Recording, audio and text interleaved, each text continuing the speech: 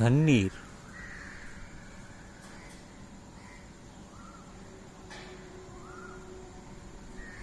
எல்லா உயிரினங்களுக்கும் தேவையானது.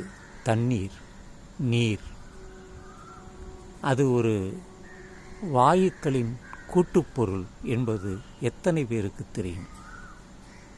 ஆக்சிஜனும் ஹைட்ரஜனும் கலந்த இரண்டு வாயுக்களின் கூட்டுப்பொருள்தான் இந்த தண்ணீரானது. இந்த தண்ணீர் கடலில் இருக்கிறது. ஆவியாகி மேகமாகி மழையாக குளிர்ந்து மழையாக பூமிக்கே வருகிறது. ஒரு மறுசுழற்சி நடைபெற்று கொண்டே வருகிறது பூமியிலே.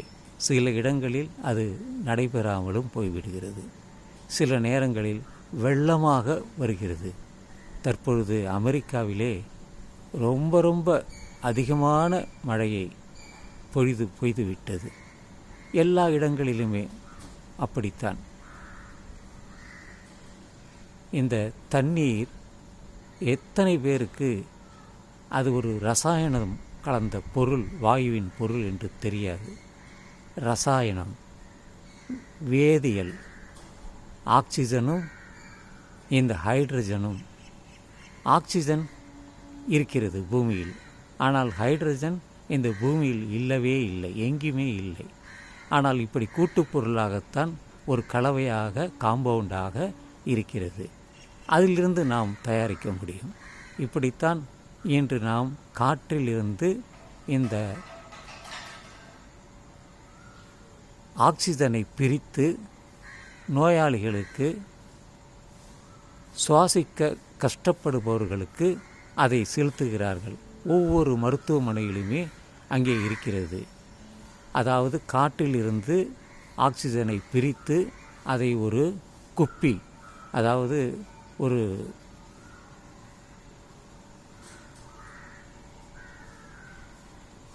ஒரு சிலிண்டரில் அதை அழுத்தத்தோடு வைத்து அதை ஒரு குழாய் மூலம் பரப்புகிறார்கள். தேவையானவர்களுக்கு அதை தருகிறார்கள். இதில் இருக்கக்கூடிய விஷயம் இந்த தண்ணீர். அதுபோல காற்று அன்றாட மனிதனுக்கு தேவையாகிறது. காற்றும் ஒரு கலவைதான். அதில் ஆக்சிஜன்,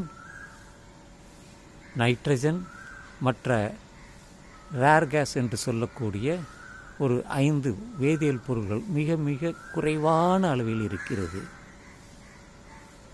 ஆர்கான், ரேடான், சூடான் இல்லை, வேறு 5 பொருள்கள் இருக்கிறது. இதெல்லாம் காற்றினுடைய கலவை. கார்பன் டை ஆக்சைடும் இருக்கிறது. எனவே இந்த தண்ணீர் ஒரு கலவை, அதுபோல் காற்றும் ஒரு கலவை. அதை பிரித்து எடுக்க முடியும், தனியாகவும் தயார் பண்ண முடியும். இந்த வேதியியல் தெரிந்தவர்களுக்கு புரியும். வேறு வேதியியல் தெரியாதவர்கள் இது ஒரு விடை கிடைக்கக்கூடிய ஒரு விஷயமாக இருக்கும். அது நான் தெரிந்ததால் அதை நான் தெரிவிக்கிறேன்.